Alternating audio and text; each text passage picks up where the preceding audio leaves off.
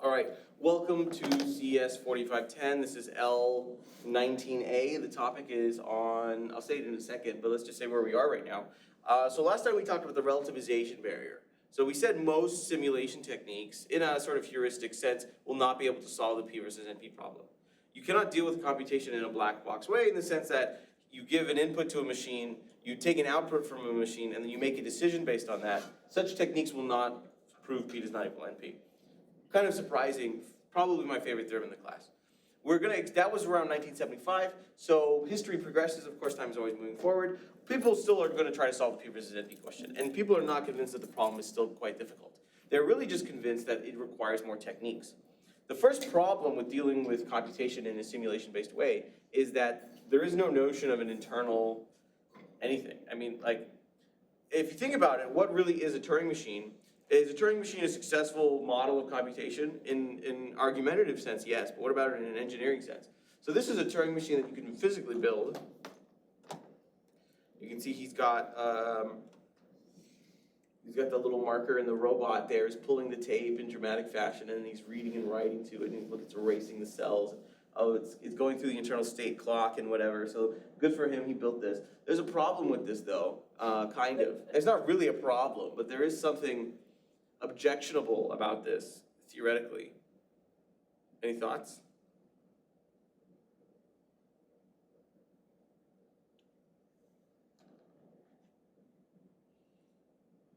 This is not so much a real Turing machine in a sense, more is it that it is an implementation of a Turing machine on top of another computer, which happens to be universal. This is, in fact, built using Boolean circuits. So in fact, in the hardware sense, the Turing machine was not a very useful model in terms of like engineering-wise, because it's quite complicated. How do you actually build a Turing machine? There's a lot of moving parts. So instead, what people can do is this Boolean circuits. The reason for this, well, let me just show you an example. Boolean circuits are really simple, like ridiculously simple. This is an example of an XOR gate, I believe, using dominoes. So let a fallen gate symbolize a 1 and an unfallen gate symbolizes 0. Here, if either one of these wires are lit up, then the output will light up, right? If none of them are lit up, then the output won't light up. And if both of them are lit up, they will cancel each other out and nothing is lit up, right? So in some sense, this is an XOR gate using dominoes, right? He's actually showing it's not a very good gate because he's gonna try to do it and it's kind of not gonna work here for him. But anyway, these guys kind of realized this and they built, let's see if we can just skim ahead. They built a 4-bit adder using 10,000 dominoes. But the way they were able to successfully implement computation in a physical sense was not by delegating to a Turing machine with all its complexity moving parts, but was by delegating to Boolean circuits. So Boolean circuits have a long history in parallel with Turing machines, in fact, and they are going to help us try to escape the relativization. Oh, come on, let's see that mug. There we go. They're going to try to help us escape the relativization barrier. Why? Take a Turing machine. Computation in a black box way doesn't work, right? So you need to somehow use computation in a not a black box way. You need to somehow argue about computation on the internal sense. If you take a Turing machine and you break it in half, you now have a broken Turing machine.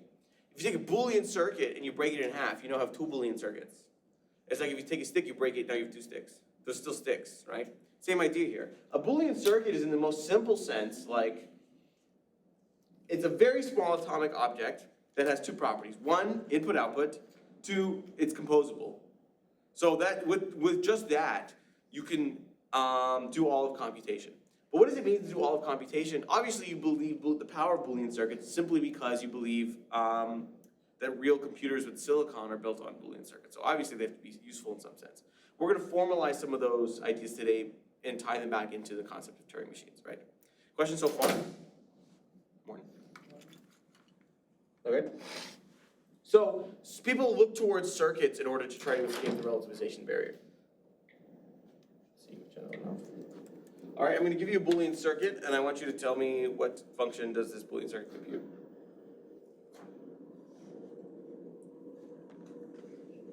Everyone know notation for circuits? Pizza is a NOT gate, jellyfish is an and Space Invader is an OR, right? So maybe you've seen that in some other digital logic class.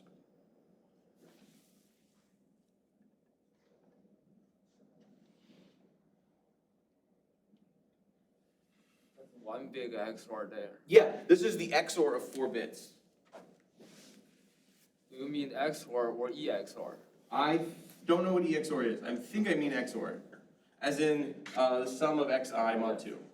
There's a different XOR that only enables on one, explicit one in the exclusive sense. Right? This is actually a parity function. Exactly, exactly. And to a theoretical computer scientist, the word XOR is more of a hardware term. This is called parity. I see. Yes. Yes. What is EXOR? It only enables on one input, strictly one input. Okay. So like, 3 input doesn't work on EXOR gate. That's an excellent point to make. What's the difference between a Turing machine and a circuit at the first observation? Yeah. Well, there's no tape. Yeah, so it turns out that, first off, circuits seem like memoryless devices. That'll be okay. There's a little hack we can do, it turns out. Circuits actually, turns out, don't need memory. They can do it without the memory. We'll explain that in the proof later, but Like with flip-flop gates? Or... not even, you'll see, it's not even necessarily true they need any memory at all. Very surprising. I'll have to save that detail though for like 10 minutes from now. There's a second problem with circuits. Not really a problem.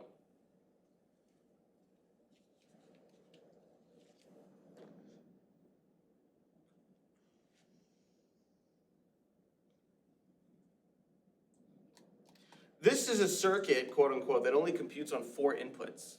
You can't a Turing machine takes input any size and outputs, if it's computing, any size, or a single bit. This still definitely outputs a bit, but it only takes in 4 input wires.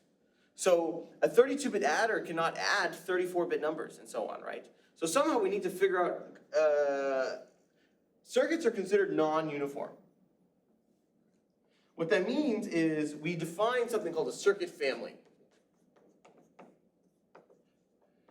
A circuit family is an infinite set of circuits, C0, C1, C2, such that W is in L if and only if the Cn on W is equal to 1. The nth circuit on that word is equal to 1. So there is not one circuit. There is an infinite family of circuits, and this is called a circuit family, such that if you want to compute on the nth inputs of n bits, you choose the nth circuit. Okay? The Turing machine takes input of any size and outputs, let's say, a bit. Okay? Circuit, unfortunately, that's not good for it. It can't do that. So we allow there to be infinitely many circuits, right? In the sense of, let's say, a 32-bit adder, we would allow the circuit family to be the 32-bit adder for 0 through 31 bits, and then we would consider a 33-bit adder, and then a 64-bit adder, and so on, right? So each of those, it's okay that the 32-bit adder cannot add 34-bit numbers. We look at a different adder, which is a similar logic, but a genuinely different circuit itself, okay? And again, n here is the length of W. A circuit family is called non-uniform because the Turing machine, one machine, input, output, fine. Circuit, infinitely many machines. And that's what we consider to be a non-uniform model of computation. Now, we also do not require that the circuits be computable in the sense that f of n, which outputs this nth circuit, is computable. As in, given input n, it's not necessarily true that you can output the nth circuit, right? In fact, we'll see there's a lot of undecidable problems with circuits for this reason. We want to consider circuit complexity independent of the problem of circuit synthesis complexity. So like, maybe programming a circuit takes a long time. We don't want to consider this. We want to consider literally just the size of the circuit, right? There's a few different ways you can consider circuit complexity. One perhaps maybe is depth. One is perhaps maybe alternations. A circuit, in a formal sense, I could give a very formal definition as it is a directed acyclic graph, and then there's inputs and outputs. Let's suppose that there are a bounded fan in of 2, and there's unbounded fan out, and that it's a directed acyclic graph. And then the nodes are labeled according to some basis that must be universal, and or not is the classic one. What else?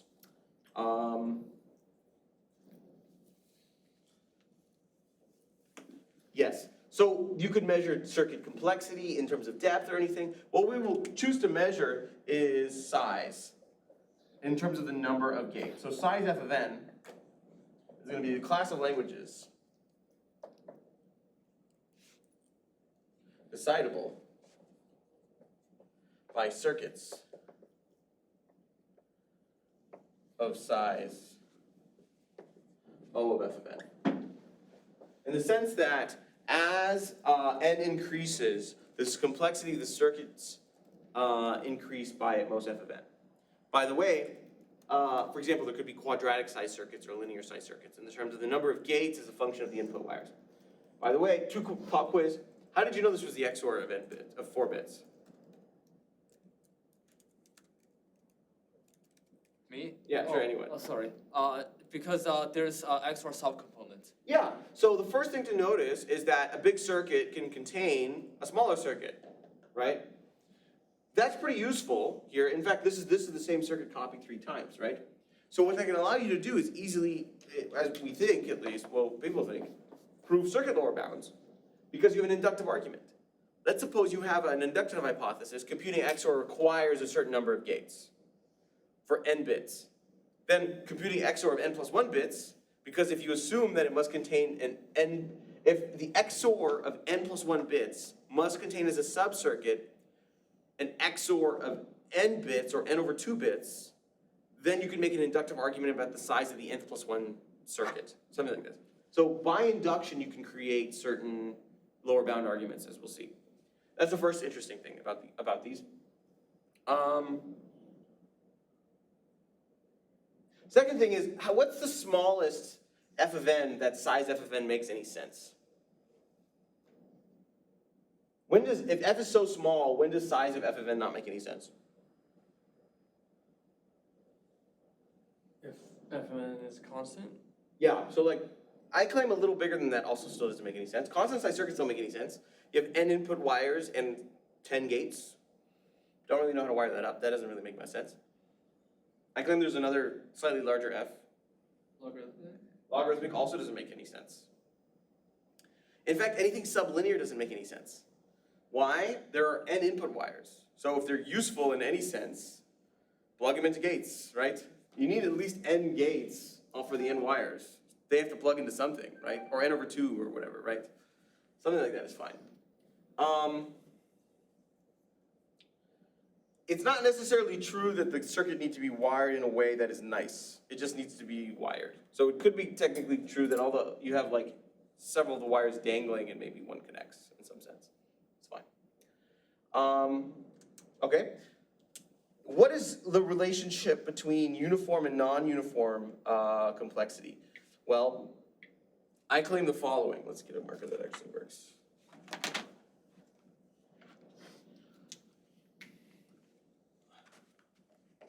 Time of f of n is contained, I claim that uniform time, f of n, is contained in size of something, okay? That given a Turing machine, a uniform machine that runs in time f of n, that is an on input of size n, it takes f of n steps, I claim that there is a circuit that computes the same language, decides the same language, in a certain size. What would we conjecture that size to be?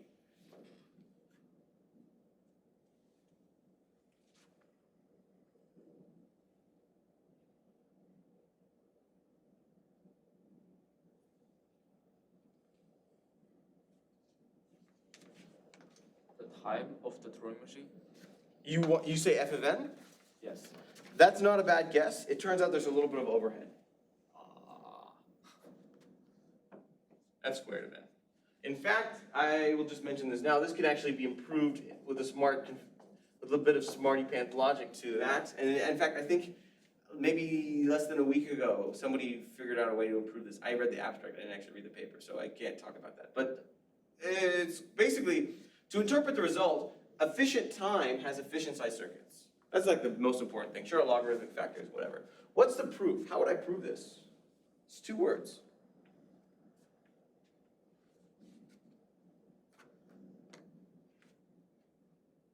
This will also, by the way, solve the problem of where is the memory? How does the circuit have access to memory? This will solve this problem as well.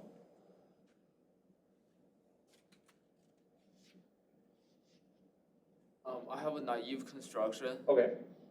Every cell on the tape is a wire, Okay. and every modification to it is somehow gay, and then you have to somehow keep track of states. That's the answer. So, but if I were to ask you for 2 words that describe that process, it's Cook and Levin. I knew it. I didn't want to just say it out loud. But. Cook and Levin. Cook and Levin actually applied for non-deterministic computation to turn it into a CNF. Instead, let's take deterministic computation and convert it into a circuit, okay? High-level idea is you do this. First, you convert your symbols into ones and zeros, okay? But let's pretend we didn't do that. Let's say Q0111 blank is our configuration, okay? We want the next configuration. The next configuration would be, let's say 0Q011 blank, okay? To go between the configurations, you could just kind of implement a small sort of Boolean circuit gadget that does this.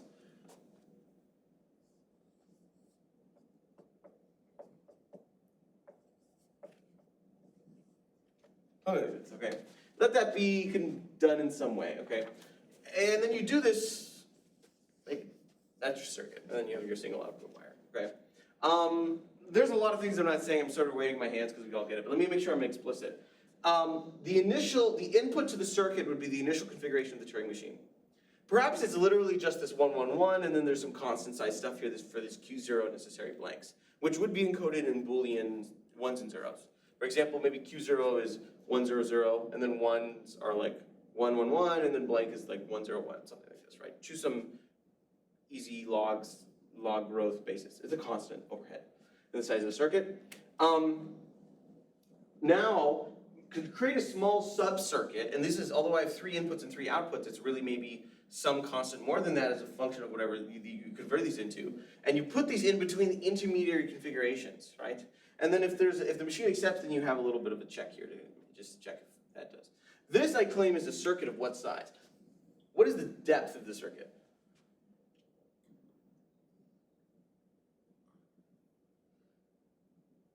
As a function of the machine, at least. FN? Let's say O of Fn. Oh. There's constants in the way, but that's right, right? That's because that's the time the machine takes is going to be the depth. There's going to be some constant stuff in the way, though. This is a constant depth circuit, perhaps you could believe. Okay. What's the width of the machine? What's the width of the circuit?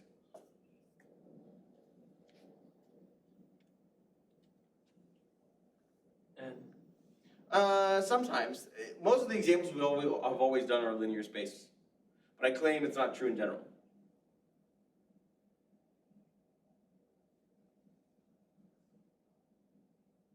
Log in? I'll just tell you it's F. Why? If you have an F of n time bound, you also have an F of n space bound. So you know this is at most F of n.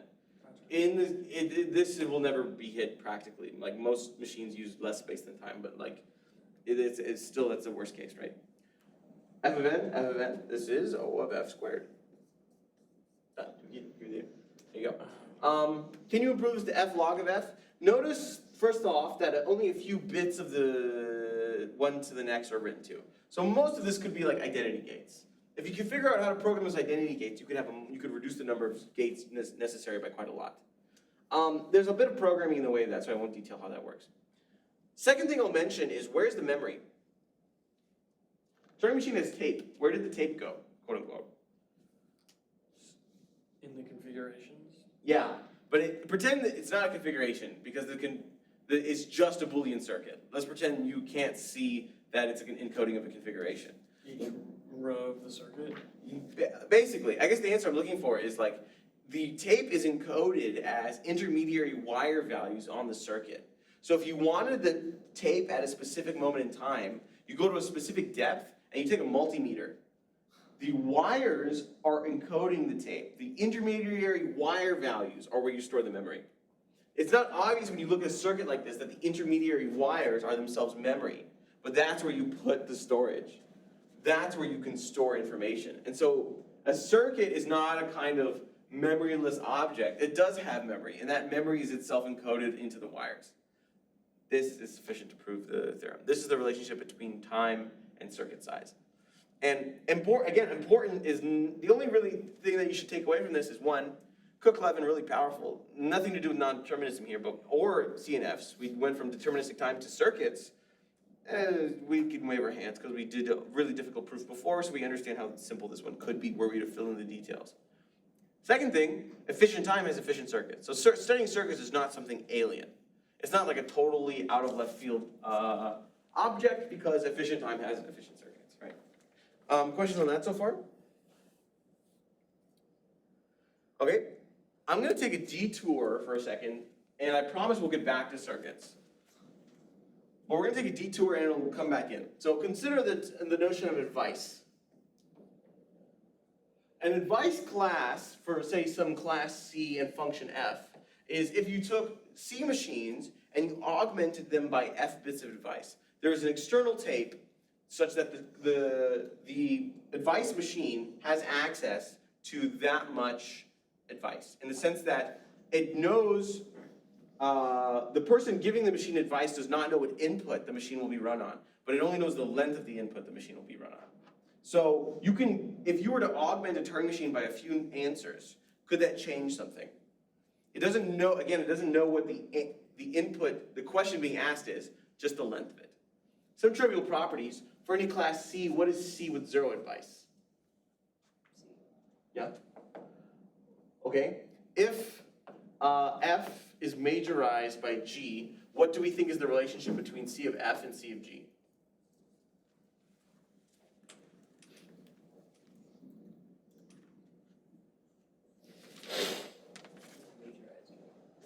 Like, let's just say in a big O sense, it's always bigger. Oh, not even, sorry, the opposite of a big O sense. It's just always bigger. For all n, F of n is exceeded by G of n. C of F be bigger than C of G? In the sense of bigger, what is the better word for than bigger? It's absolutely right, but more advice is more power. Power. I guess the answer we're looking for is one to be a subset. Okay, Yeah, gotcha. in terms of, because we measure things based in set like this, right? Okay, what about polynomial time with 2 to the n advice? That's a tough one.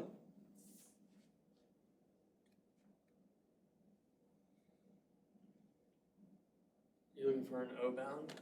I'm looking for any understanding of, if you took polynomial time and you gave it 2 to the n advice, and suppose it has instant access to the 2 to the n advice, like it's not limited to reading this n advice.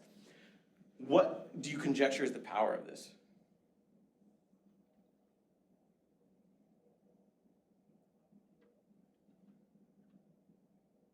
Would it make it linear or sublinear? It's definitely at least bigger than polynomial, because we know that p is a subset of p with 2 to the n advice, right? We at least know this. And this is a difficult question, which is why I'm asking. We at least know this to be true. I'm asking, what else can you decide? So first off, with 2 to the n advice, can you decide SAT? So the 2 to the n advice, it's not an answer or anything, is it? It is a string of n bits. That's it. Yes, the machine knows what the n bits encode, if anything. The person who's giving the advice does not know the input, but only knows the length of the input. And so, let's say you're giving them n bits. Let's say they have an input of size n. The advice giver gives them 2 to the n bits, but it doesn't know which n bit input it is. 2 to the n bits of space to use, or? Not necessarily spaces, just answers. So we'll kind of investigate this a little more thoroughly. We may be too soon for some of this. I claim this is every language. Every single possible language can be done in this way. Okay? All of them. Undecidable, decidable, all of them. Why? Let the 2 to the n advice string be the characteristic of that. Right? How many strings of length n are there? 2 to the n. So give ones and zeros, advice-wise, of every single string of length n. So it knows, oh, I have the 17th string of length n. I'm gonna go read the 17th bit and just return that. That is a procedure that decides every language, because the advice encodes what the answers should be, in some sense. Another way to think about it is, why is halt in this, right? You could think halt is in this, SAT is in this, everything is in fact in this, right? This is in fact too much advice. We don't consider, this is an uncountable class. We don't want, that's too much. We don't want to consider that much advice. That's in fact way too much.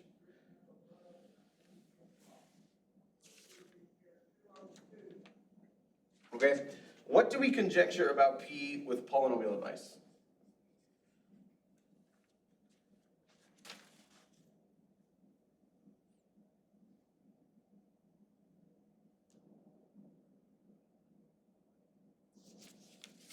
We don't actually care about advice in flexing classes, to be honest.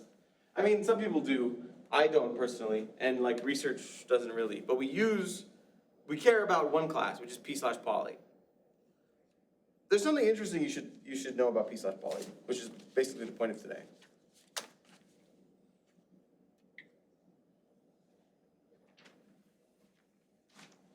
It should be surprising for you to know, but P/Poly is in fact equal to circuit complexity of polynomial size.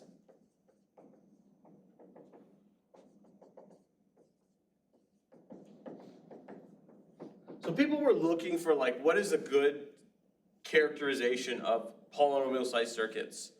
And it turns out that in a uniform sense, this polynomial size circuits are non-uniform, right? But they're equivalent to a uniform class if you consider advice. This is actually also not uniform because the advice changes on the input. But this is a different characterization of this. Although this is a better notation, we actually, anytime you see P/Poly, you should know that it's polynomial size circuits. We're going to prove this equality. How do we prove the equality of two classes? Double second containment. Okay, pick a direction. P-poly is a subset of size poly. Why is P-poly a subset of size poly? And just to be clear about what we're doing here, let there be a polynomial time advice machine. Polynomial time, it's given access to polynomial number of bits. Why must there exist a polynomial size circuit?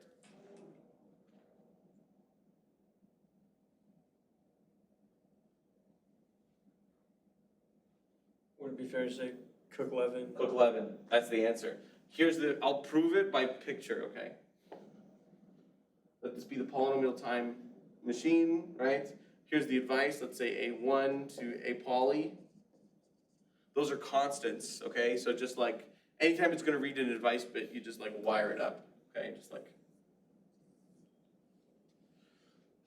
It says polynomial time times polynomial depth, which is the polynomial space, plus poly. So that's poly, poly, poly, poly. Do we agree this is a polynomial size circuit? Done? Okay. No n to the k is needed to write. Any questions in that direction? There's a bit of logic in the wiring, but basically it's the same. Like whenever it's attempting to read the ith bit of advice, you just make sure you plug in that constant appropriately. Yeah? So would the advice be considered memory? It is not in the sense that it can be written to. It is simply a single fixed string that is given before initialization, perhaps on a separate tape or something mechanical. Well, in the sense of it being wired in, and the wires storing the memory, would it be in that kind of sense or no? Sure, in the sense that you can read it, but you cannot write to it. Because there you can. Okay, Exactly. gotcha. Yeah. Okay.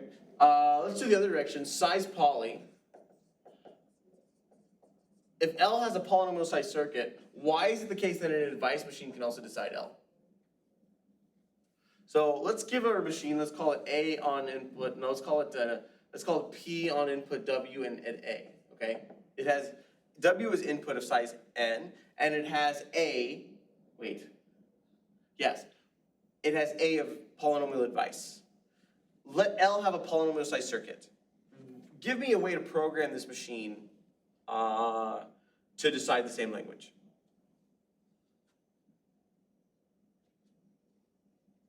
The difference between this and an algorithm is that it has advice. It has an advice that it should take advantage of, right? By the way, because we conjecture P is not equal to P/poly, as in like we probably think the advice does something. This advice should be necessary to be used for this proof. Otherwise, that would just be size poly is equal to P, right? So how can we use this advice?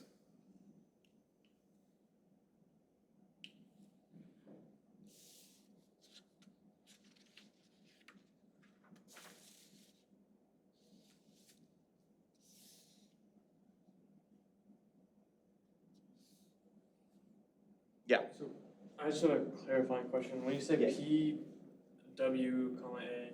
Let that be an algorithm. So I'm asking you to fill in the code here. Describe for me an advice machine that will accept W when a polynomial-sized circuit family decides it accepts W.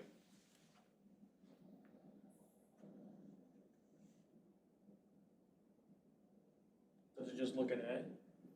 Sure, but how so? Describe what A could look like. For example, here A was 2 to the n bits of advice, was the characteristic string, which strings to accept and reject. What can we do with polynomial advice?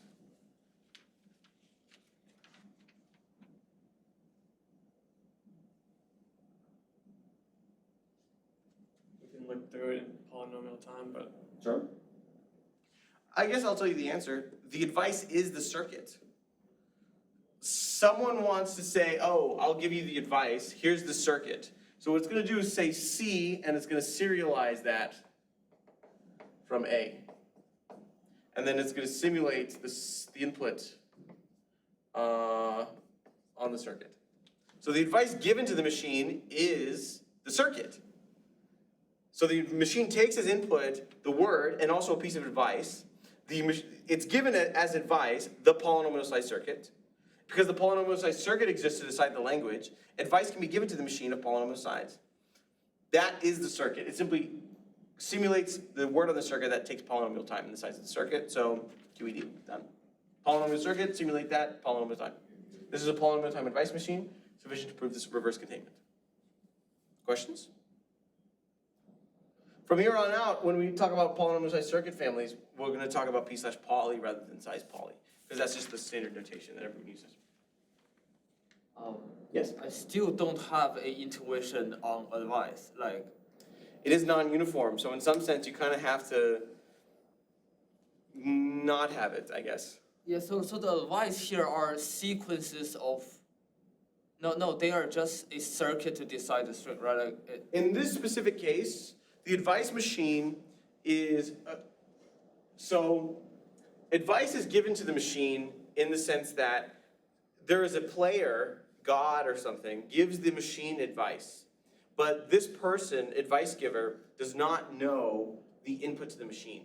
It only knows the length of the input to the machine.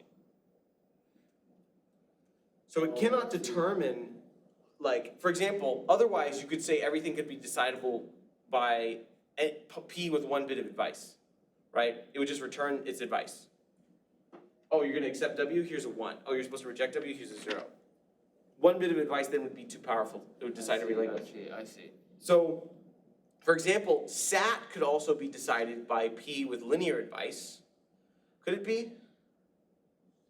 No, so for example, SAT probably could not be determined by P with linear advice because it would not be a satisfying assignment.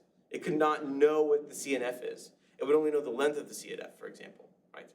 Here, the advice is enough to encode a circuit. The advice is the circuit serialized in some way, and then the machine simply simulates the input on the circuit.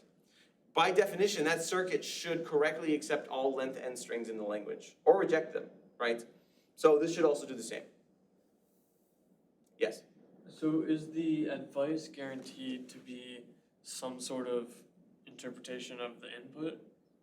Or is it just a random string of numbers? Yeah, so like the machine knows what the advice is supposed to be. The machine says, someone's going to give me a circuit, and I'm going to... It's going to help. Yeah. Just abstractly. Exactly.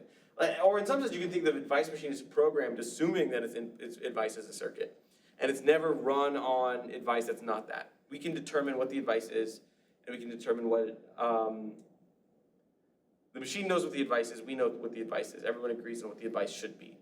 It's not just all strings, in the sense that a program takes on every string and must correctly say yes or no. The advice machine only takes on correct advice, we could say. Advice is complex and kind of hairy, so I don't care about it more than the fact that it's equivalent to polynomial-sized circuits. Okay. The next question we should have is, what is the difference between P and P/poly?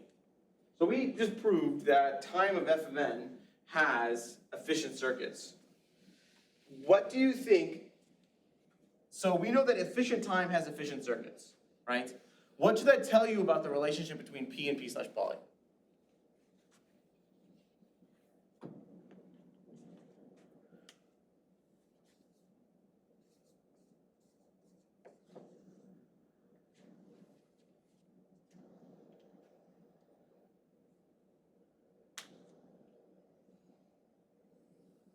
P is a strict subset of P poly. Okay.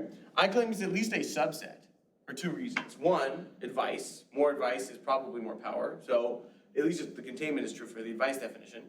In the circuit definition, you can apply that, and every polynomial time machine has a polynomial size circuit family. So for both reasons, at least the containment is true.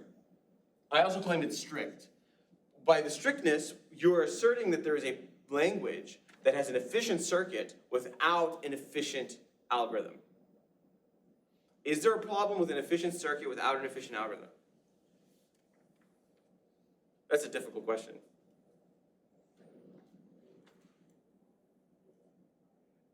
Yes? My intuition is that if there's a Boolean circuit, there's a directly corresponding algorithm to it. I agree. So if you have a circuit, there should be an algorithm that somehow efficiently obtains the circuit and then runs the circuit. If that were to be the case, then these should be equal. Like every efficient circuit has an efficient algorithm. There's a small assumption that we bring in when we assume that, which is that you can obtain the circuit. So in fact, the counterexample is when you cannot actually obtain the circuit. So let's prove, in fact, I will prove to you that a unary language is every possible subset of one star, okay? I claim every unary language has a polynomial size circuit. Every unary language, including most of them which are undecidable. By the way, cardinality of this set.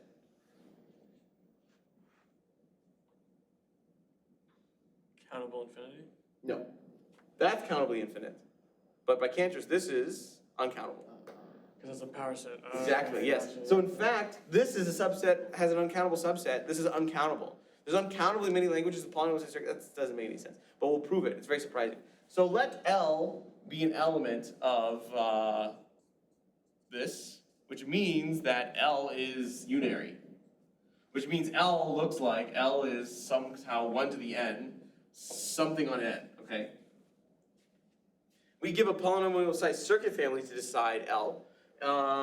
If 1 to the n is in L, we want there to be a polynomial size circuit to accept the input 1 to the n and reject all other n length strings. Describe to me a Boolean circuit that accepts, it's got n input wires. So I'm saying then let c to the n be, it's got n input wires. If any of the wires are off, it returns false. If all of the wires are on, it returns true. What Boolean circuit does that? And Yeah, so like an AND gate tree.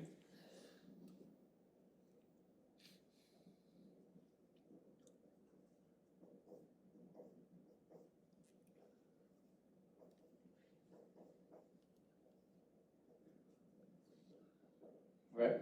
Wouldn't that have an issue with if you have like too many though? It turns out we only seek a polynomial size circuit, so it'll end up being okay. I claim it's linear. There's a little bit of programming you can do there, but it's fine. If 1 to the n is not in L, then C of n is what? We want a circuit that does not accept any string that's not all ones, and also doesn't accept any string that's all ones. So we want a circuit that never returns true, ever. Describe to me such a circuit.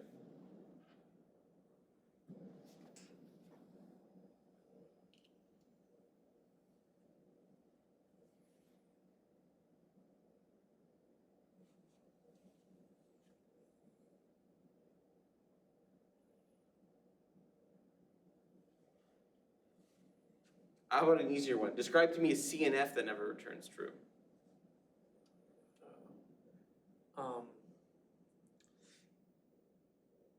for so x1 to xn, x1 and x not x1 for all x.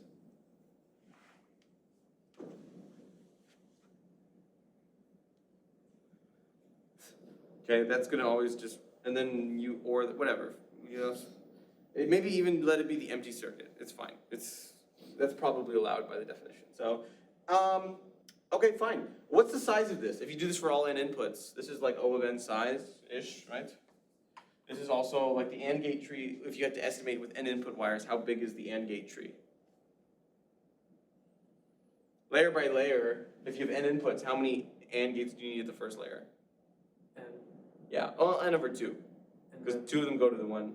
Then you need n over 2 over 2, n over 2 over 2 over 2, so that's like, you sum up to log of n, but it's actually going to be O of n plus O of n plus O of n, which would be O of n squared maybe, or maybe we just call it, yeah, it's probably O of n squared. Either way, let's not get too deep into the analysis. We will do that later, but for right now, let's wave our hands. That's sufficient to be a polynomial size circuit. All we assumed about L is that it's unary. So L is unary, implies that L has a polynomial size circuit. Notice we did not assume, given n, there is a way to compute f of n. Like, this is not necessarily computable. Given n, we don't actually know if n is in the circuit or not. And in fact, what that even means is not only does it contain uncountable languages, it contains, of course it contains uncountably many languages, but it even contains specific undecidable languages. Let U-halt be the halting problem encoded in unary. So let 1 to the gamma of m comma w, let's say. What is this, some Gödel numbering of m and w, m, something like this. Okay? Problem is this decidable or undecidable?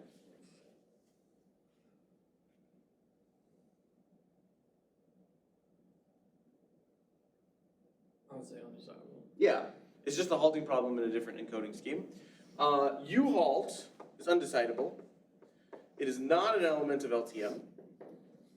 And since we know that P is a subset of LTM, that implies that U-halt is not an element of P. Do we agree? Not only is it not decidable, it's not decidable in polynomial time. Fine. But U-halt is a subset of 1 star. It's unary, right? Since we've proven every unary circuit has every unary language is a polynomial size circuit, that implies that U-halt, unfortunately, has a polynomial size circuit. Don't know how to find it, but it exists. It's one of them. Again, that's kind of the trouble with non-uniform complexity classes. We see that we have a language not in P, but in P/poly. That's sufficient for us to conclude that P is a strict subset of P/poly, and they are in fact known to not be equal. They are provably not equal. Okay. Is this interesting? Maybe not. I mean, this doesn't really tell you anything about circuit complexity. But it does, I think, put hair on your chest in the sense that the study of non-uniform complexity is very weird. And things are kind of odd.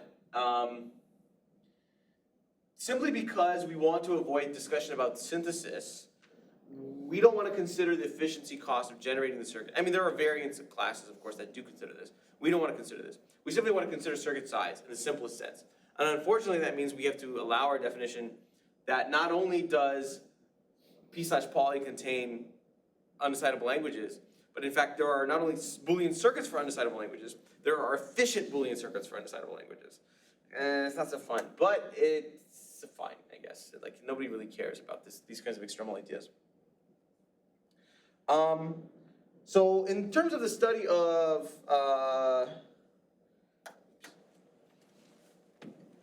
Boolean circuits, again, it's not about the circuit, it's not necessarily about circuit complexity itself, in the sense that Claude Shannon and others were literally trying to tie things in, Claude Shannon and others were literally concerned with the size of circuits, but rather we are concerned what this can tell us about uniform complexity classes that other people cannot, right? Other things cannot, right? Such as relativization. We talked previously about BPP a little bit, right? BPP stands for bounded error probabilistic polynomial time. So in the sense that you have a randomized polynomial time algorithm decides that language, it's allowed to make a little error. It only has to be right 99% of the time. It can have two-sided error as well, right? What would you conjecture So I'll just tell you, BPP is known to be contained in P/poly. Why? Like if I asked you to prove that, why would you think that to be true? And again, let's define BPP. You have a randomized Turing machine. It has access to randomness in the form of an external tape. That external tape is already seeded with uniform ones and zeros, and it just reads those off when it wants to make a random choice. Why would you conjecture BPP to be in P/poly?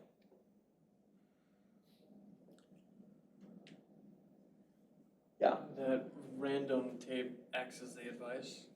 That's basically the answer. It turns out there's a little more baggage in the way, data structure-wise, but literally you can pull out the randomness in some sense, and then that's advice.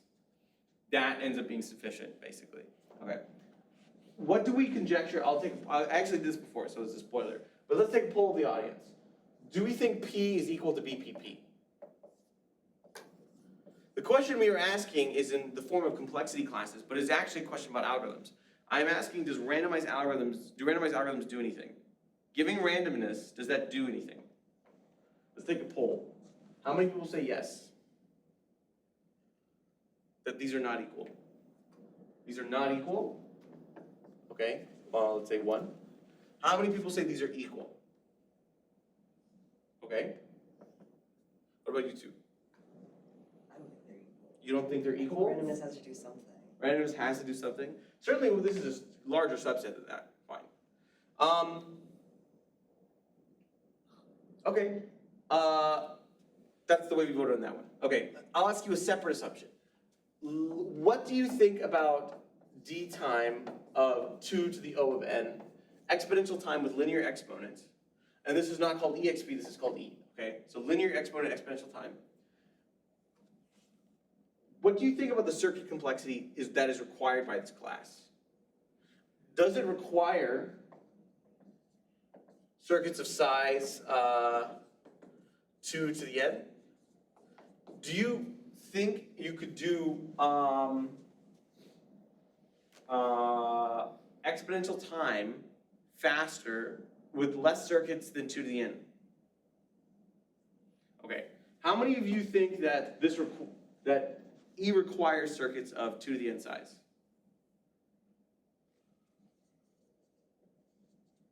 Okay. What about you? Still think. What about you? I think that it would require it, I don't really know. Okay, that's fair. I mean, it's not proven actually. So a lot of problems in complexity theory are just totally unproven assumptions that you have to try to balance. Have you made a decision? I'll say yes. It requires, okay. So here's the great result, and in fact we did mention this in time. It was Impliato and Wigderson in 2002 proved.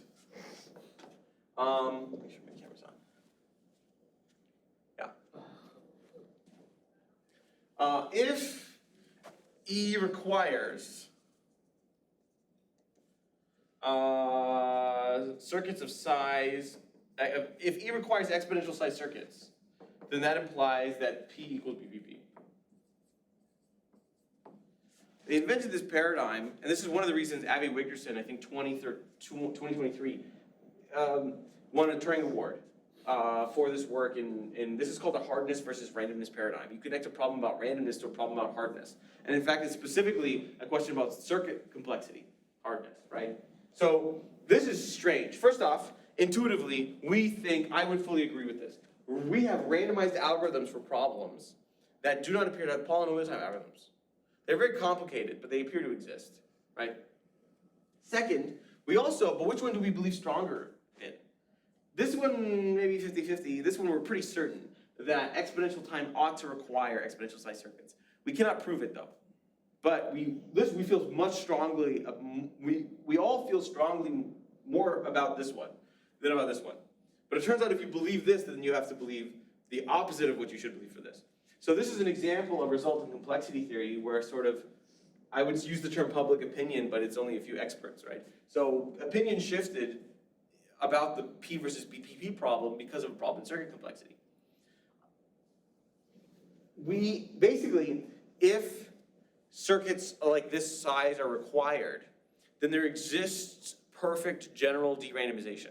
So using that de-randomization, you can take any randomized algorithm and convert it to a deterministic one. So de-randomization exists in theory, and we all believe P equals BPP. We can't prove it. In fact, relativized version, there's a relativization of this. There exists a random oracle such that P equals BPP, and then P does not equal BPP. In fact, I'll give you the random, what is the oracle such that P equals BPP?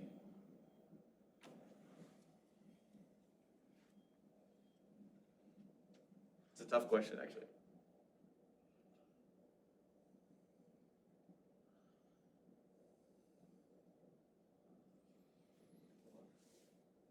Yeah, we talked, it was last class. There's actually two I can think of right now. Let me write my question. Find me an oracle A such that P to the A is equal to BPP to the A. Or at least conjecture one.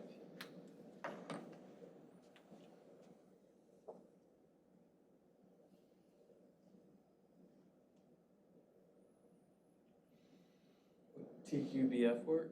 I think so. That's my first guess, because a randomized version of P space I don't think does anything. I think lifting them both the same way NP, you lifted P and NP, I think would work.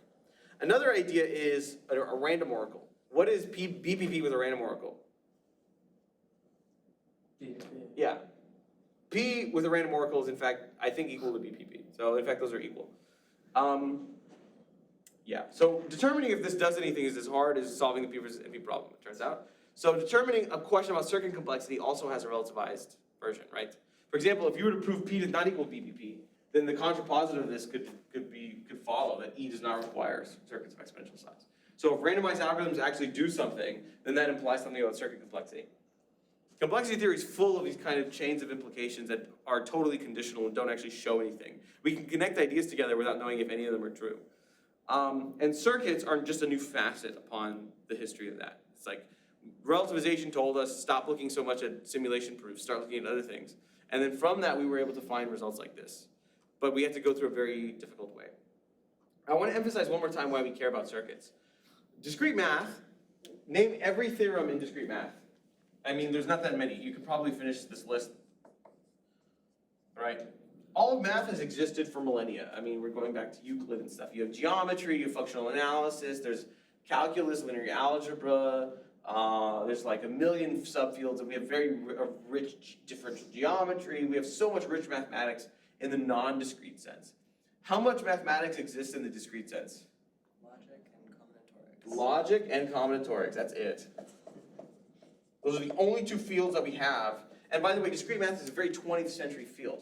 One of the reasons that people conjecture the P versus NP problem to be difficult is simply by the lack of maturity that exists in discrete mathematics. I tell this to my 2050 students all the time. If you were a combinatorialist, people used to be racist towards you because they didn't think that you did real math. Oh, look at me, I'm putting balls in the bins. Oh, this is not real math, guys, come on.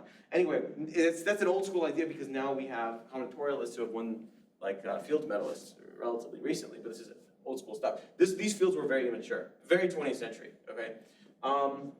And the immaturity in these fields is what people, and the P versus NP problem is a discrete math question, right? So like, the unsolvedness of the P versus NP question is often blamed on the immaturity in discrete math. We simply don't have the tools yet to solve the P versus NP question. People went to, in both avenues, people attempted to, and even in joint avenues, people attempted to develop discrete math simply to attack the P versus NP question. In the sense that a circuit is a highly combinatorial object. It is just a graph in some sense, a labeled graph. But it can imply things about the P versus NP question. Pop quiz, what are the consequences of SAT not being in P/poly?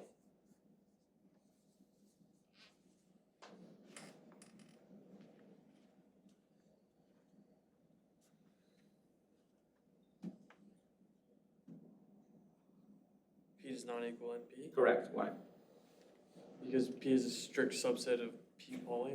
Yeah. So if SAT's not in P poly, but we know it is in NP, then it, Perfect. Because P is a subset of P/poly. If SAT is not in P/poly, SAT can't be in P.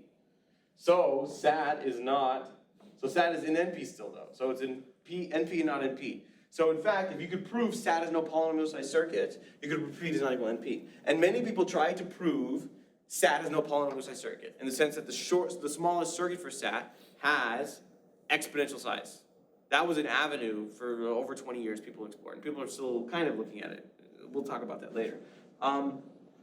And it's not too difficult to imagine that if you consider all circuits that solve SAT, okay, on n variables, they perhaps contain as a subcircuit that solves SAT on n minus 1 variables. That sounds plausible, right? It's a truth table search or something. People were kind of exploring that. So today we've kind of talked about like just basic definitions of circuits. We'll come back from the break, we'll talk about circuit lower bounds, how to argue circuits must exceed a certain size, something like this. Final questions? Yes? So SAT not in P-poly is not proved. Oh, no, because that would imply P is not equal to P, as you just said. So we don't know if SAT is in P/poly. And this is one question that cannot necessarily be relativized because, I mean, there's no, where do you put the oracle? Where's the class? You can't give an oracle to the circuit necessarily. I mean, you could try, it's gonna be difficult. Circuit oracle gates or something weird, don't do that. But like, this is an example of a question that doesn't directly relativize because it's a combinatorics question. That's kind of like why we're around the relativization barrier right now. Okay. More questions? Great. Let's take a break.